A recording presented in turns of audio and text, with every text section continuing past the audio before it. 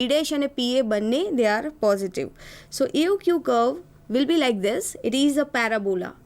It will take a peak and then after it will come down. So as the P dash increases, your PA is going to decrease, and then after when PA decreases, the value of P dash increases. Now when you draw, this is the highest point. આ point ઉપર જ્યારે x અક્ષને સમાંતર when you draw a line, that line is known as AOQL. This is known as average outgoing quality level, જે મહત્તમ AOQ દર્શાવે છે. ગુજરાતીમાં એને કહેવાય છે કે સરેરાશ નિર્ગમ ગુણવત્તા સીમા, અને એ વસ્તુ જે છે એ કશું જ નથી પણ ઇટ ઇઝ મહત્તમ AOQ. તો આ વેલ્યુ જે છે, ધારો કે અહીંયાથી એક સીધી રેખા દોરીએ આપણે અહીંયાથી અહીંયા સુધીનું આ પોઈન્ટ.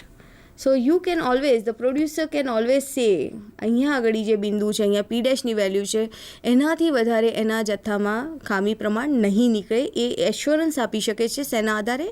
AOQLના આધારે. ફાઇન.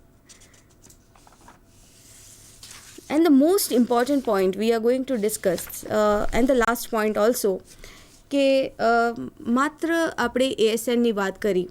ASN શું હતું કે તપાસેલા એકમોની સંખ્યા, જે સ્મોલ એન છે. પણ ધારો કે જથ્થાનો અસ્વીકાર થાય છે, જથ્થો તમારો lot is rejected, then what you will do? In that situation આપણે બધા જ એકમોને તપાસીને ખરાબ એકમોને રિપ્લેસ કરીએ છીએ. એને આપણે ગુજરાતીમાં સુધારેલી તપાસ પદ્ધતિ કહેવામાં આવે છે.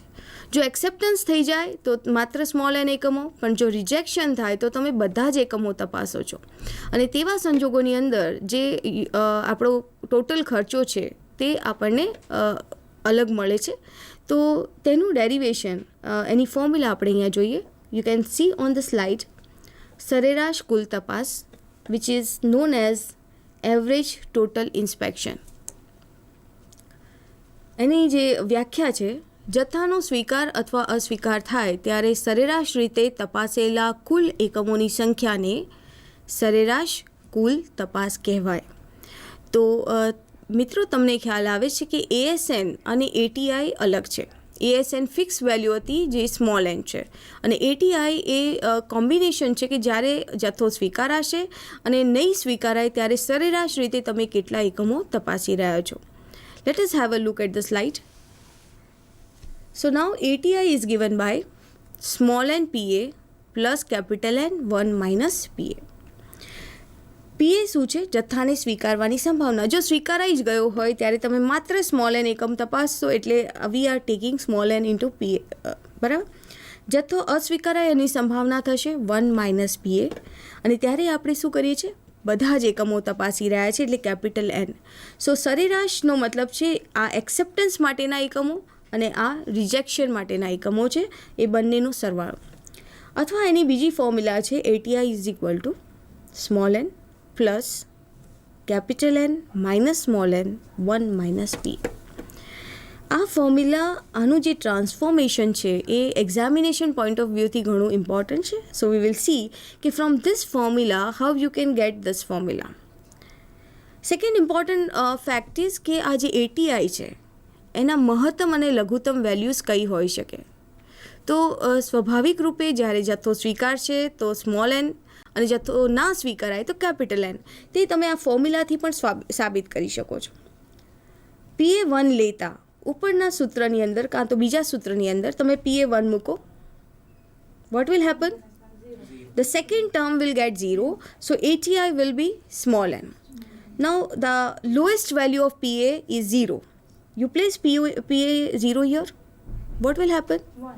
Yes, because what will happen? Small n plus and minus will get cancelled, so you will be having capital N. તો તમે સૂત્ર દ્વારા પણ અહીંયા જોઈ શકો છો કે જ્યારે તમારા બધા જ એકમ સારા હશે, 100% you are accepting the lot, at that time you are going to have minimum ઓછામાં ઓછા યુનિટ્સ જે સ્મોલ એન આપણે તપાસીએ છીએ. અને જ્યારે બધા જ એકમ ખરાબ છે, P-1 છે, ત્યારે શું થશે? જથ્થાને સ્વીકારવાની સંભાવના શૂન્ય થાય છે, અને તેવા સંજોગોની અંદર આપણે બધા જ એકમો તપાસવા પડે છે. તો એનો મતલબ થયો ATIની જે લઘુત્તમ કિંમત સ્મોલ એન અને મહત્તમ કિંમત કેપિટલ N છે.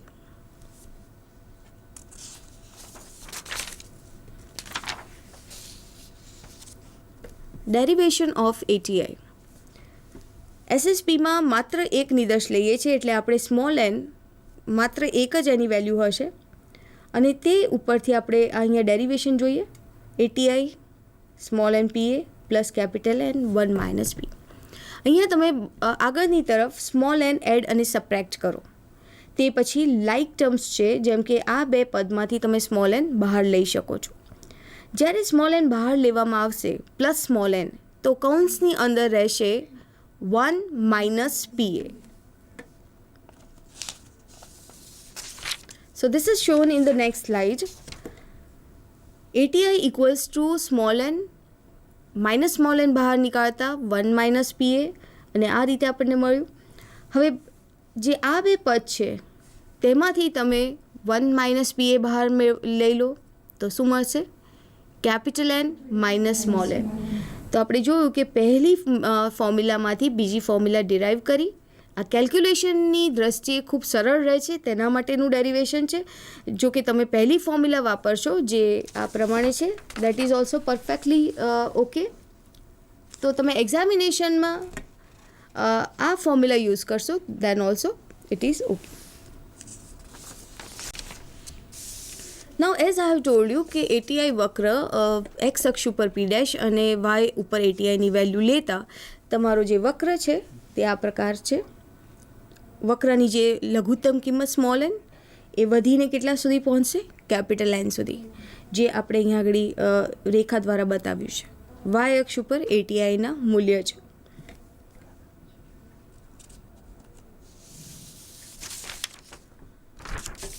So at the end of the session મિત્રો તમને ખ્યાલ આવ્યો હશે કે આપણે ખૂબ અગત્યના પદ અને સૂત્ર વિશે વાત કરી અને ઉત્પાદન ક્ષેત્રે ખાસ કરીને વિતરણનું શું યોગદાન છે તેના વિશે વાત કરી. ઓસી જેને ઓપરેટિંગ કેરેક્ટરિસ્ટિક છે એનું સૂત્ર તમે સ્લાઇડ ઉપર ધ્યાન આપશો.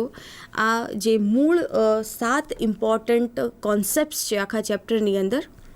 ઓસી equals to PA, ASN that is average sample number equals to small n is sample size. AOQ average outgoing quality સરેરાશ નિર્ગમ ગુણવત્તા equals to P dash P.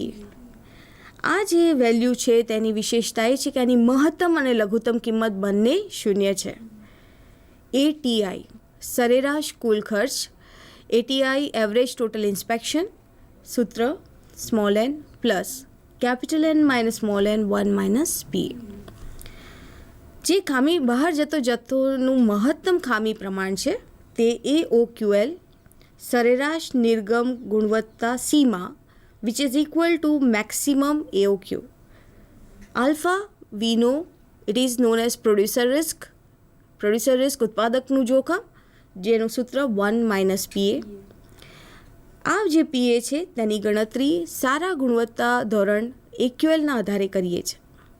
જ્યારે બીટા જે છે ગ્રાહકનું જોખમ અથવા જેને consumer risk that is equal to PA, પણ આ પીએનું કેલ્ક્યુલેશન એલટીપીડી અથવા RQL rejectable quality level lot tolerance proportion ડિફેક્ટિવના નામે ઓળખાય છે.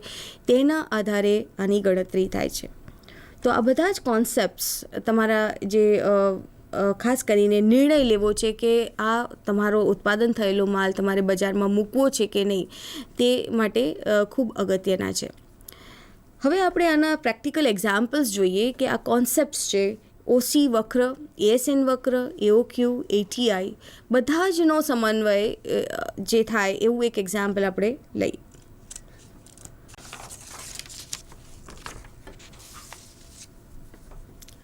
એક નિદર્શન યોજના.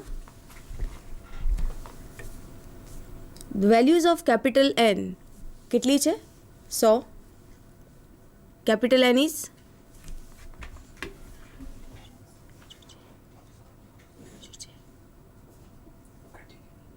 capital N is 1000. You can see here from the SSP small n is 100 and C is 2.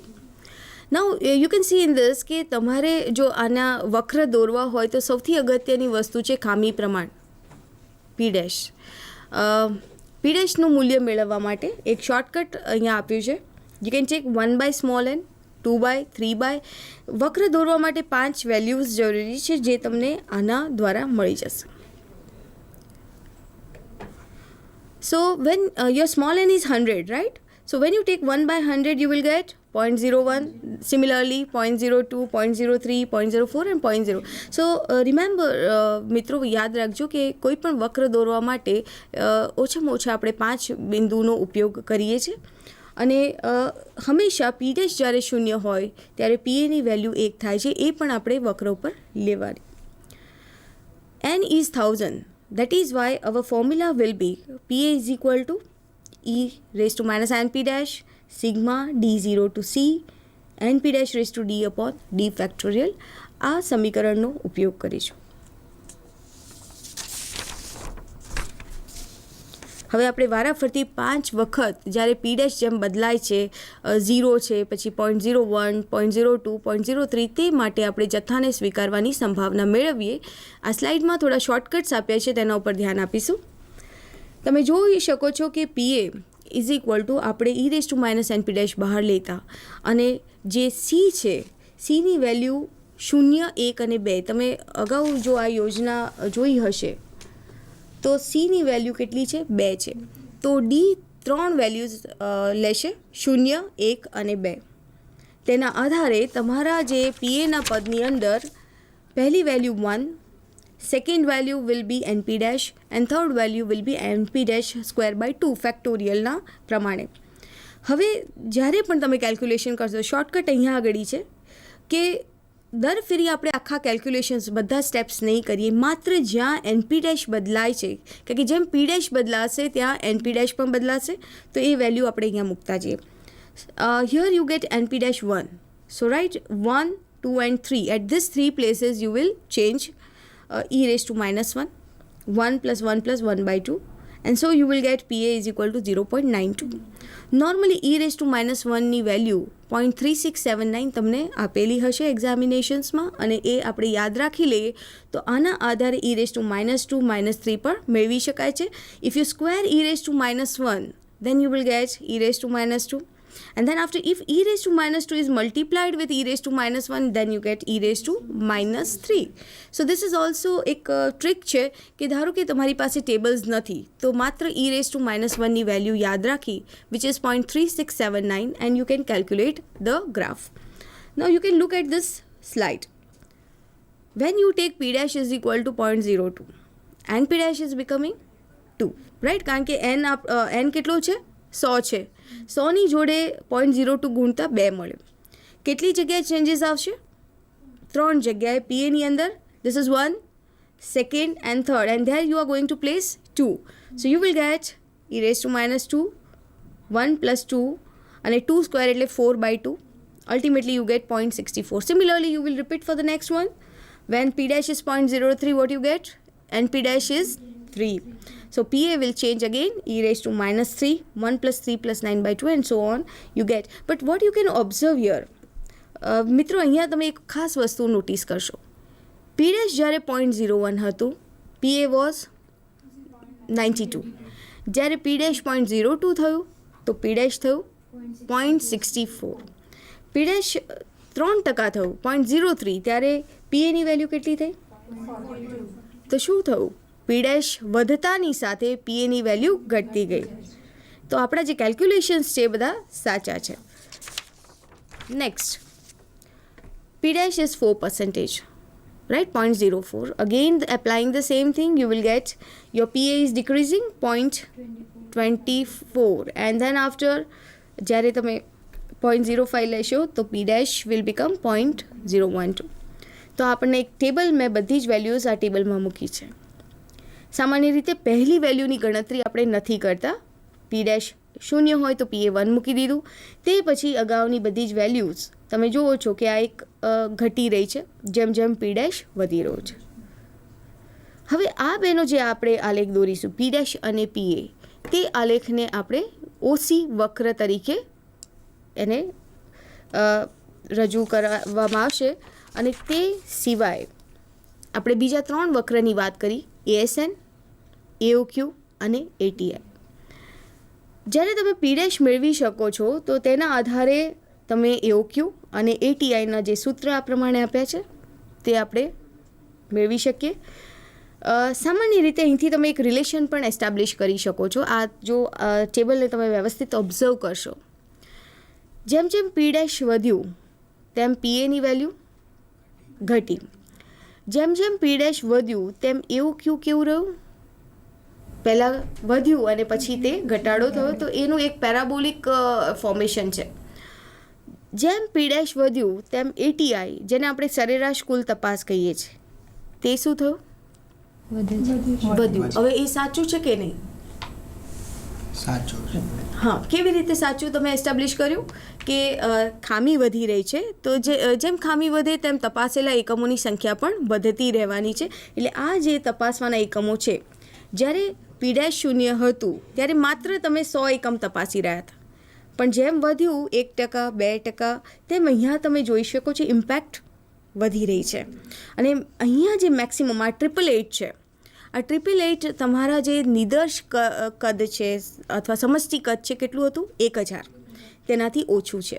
તો એક વસ્તુ યાદ રાખવી કે તમારા ATIની જે વેલ્યુ છે તેનું રેન્જ શું રહેશે, 100 અને 1000. એ 100થી ઓછું ના હોવું જોઈએ અને 1000થી વધારે ના હોવું, તો તમારા કેલ્ક્યુલેશન રાઈટ કહેવાય. આના આધારે તમે જે આ જો ટેબલ ઓબ્ઝર્વ કરશો, તો આના આધારે તમે AQL પણ મેળવી શકાય. આલેખ દોર્યા વગર પણ તમે કહી શકો AQL કેટલું છે અહીંયા.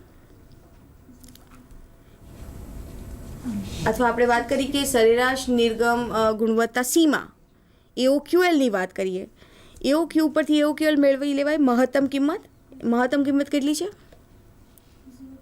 0.0135. તો આ વેલ્યુને આપણે શું કહીશું, AOQL.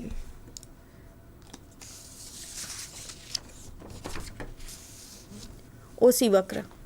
હવે આ વક્ર ખાસ કરીને આપણે જે વેલ્યુઝ મેળવી છે તેના આધારે x અક્ષ ઉપર P', y અક્ષ ઉપર PA. અહીંયા સ્પષ્ટ છે કે શૂન્ય માટે PAની વેલ્યુ 1 છે અને એક સરળ વક્ર તમને ઉતરતો જે ઘટતો વક્ર અહીંયા મળે છે. આટલો કોન્સેપ્ટ આપણને બહુ ક્લિયર છે. હવે ધારો કે તમને માનો કે AQL 1.5% છે. AQL એટલે સારી ગુણવત્તા લેવલ, જેને સીમા કહીએ છીએ. AQLના આધારે આપણે આલ્ફા મેળવી શકીએ, જે વાત